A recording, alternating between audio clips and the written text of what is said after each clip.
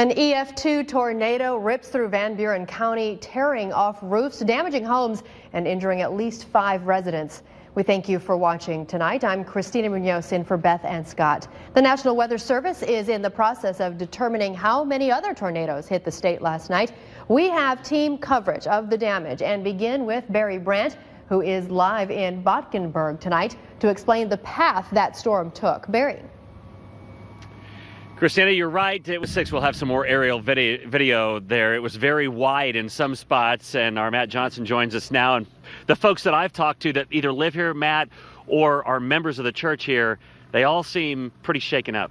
Yeah, that's right, Barry. And what we're hearing from victims and officials is that they're really just glad nobody was killed. This was a storm that affected 60 houses, some of those affected houses, and show you how they plan to rebuild. Yeah, obviously they're not going to be having any church services here, and a lot of folks said, "Hey, this is just a building. You know, we're gonna meet again." Any idea of where they might be meeting, Matt? Yeah, that's the biggest obstacle right now. That's not really sure where they're going to go, but the pastor says he's been reached out to by a dozen pastors who are more than happy to really lend their building. But right now it's really in limbo. But he knows he has a lot of help in the community. Boy, there's been a tremendous outpouring from here and down in the Clinton area. Again, at 6 o'clock tonight, we're going to have more of the aerial video of that, and again at times 300 and 400 yards wide at least, some of the damage path there. Plus we're going to show you on the radar what this looked like, and it matches up of course exactly to where it was on the radar last night. Well, it's quite cool in behind this. It's a whole other air mass than we saw yesterday, and our Todd Jacobian has a look at the forecast for tonight. It's going to get kind of chilly, huh, Todd? Yeah, it sure is, Barry, and I see you're wearing jackets out there and the frost advisories and forecast, and we'll have that for you in a little bit, Christina. Thank you, Todd, and our thanks to Barry and Matt as well. And while much of the focus on severe weather yesterday was on the north central part of the state, a section of our southeast was about to get slapped by Mother Nature too. Channel 7's Jason Peterson joins us live from a rural area of Lincoln County where it certainly appears another twister touched down. Jason?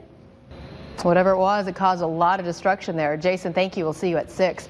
A total of 15 counties have been declared disaster areas by Governor Mike Beebe. The declaration makes it easier for local governments to coordinate with the Department of Emergency Management and other state agencies.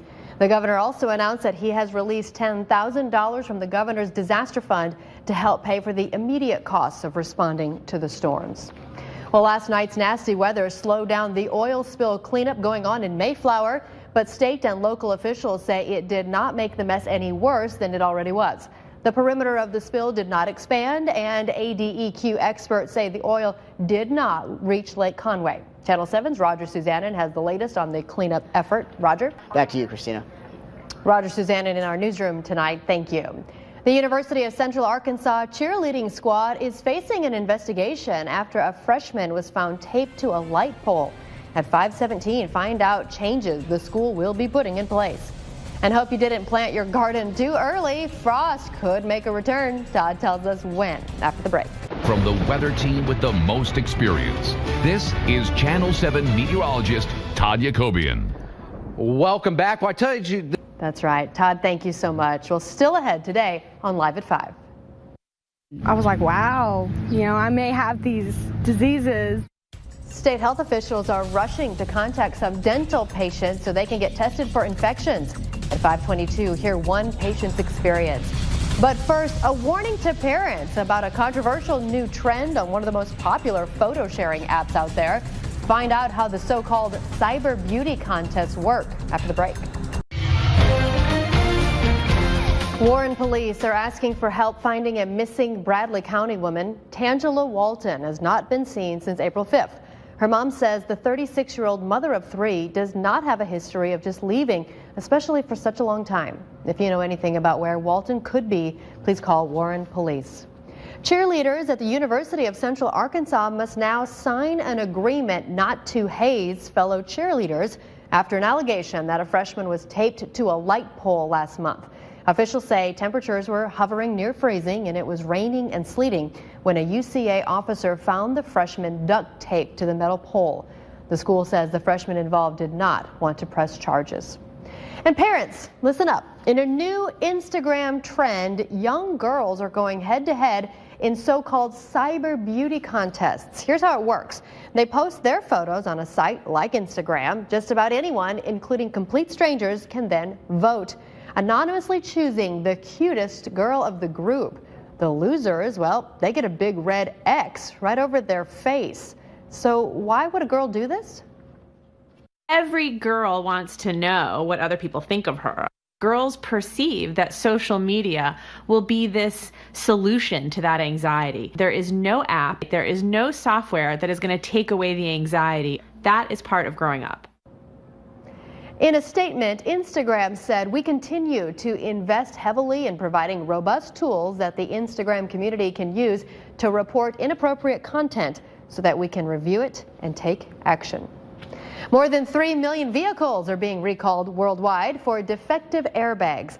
The airbags in some Toyota, Honda, Nissan, and Mazda models could inflate improperly. A Toyota spokeswoman says 5 related incidents were reported, but no injuries. And Honda says it was aware of one faulty airbag incident, but not of any injuries. For models impacted, just visit our website, KATV.com. More than 100 dental patients are being told to take blood tests to see if they were exposed to infections after vials were tampered with. When we return, one of the patients tells us what it was like to go through this scare. Hundreds of dental patients in Arkansas may have been exposed to an infectious disease. The dentist at the center of the possible contamination committed suicide in February last year. Now one of his patients says she is stunned. Dr. William Stewart's patient to the state crime lab to be tested.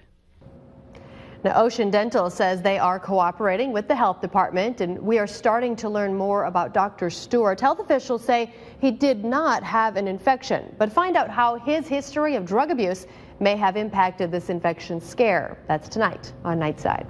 The price of crude oil was down $1.13 to close at $93.51 a barrel.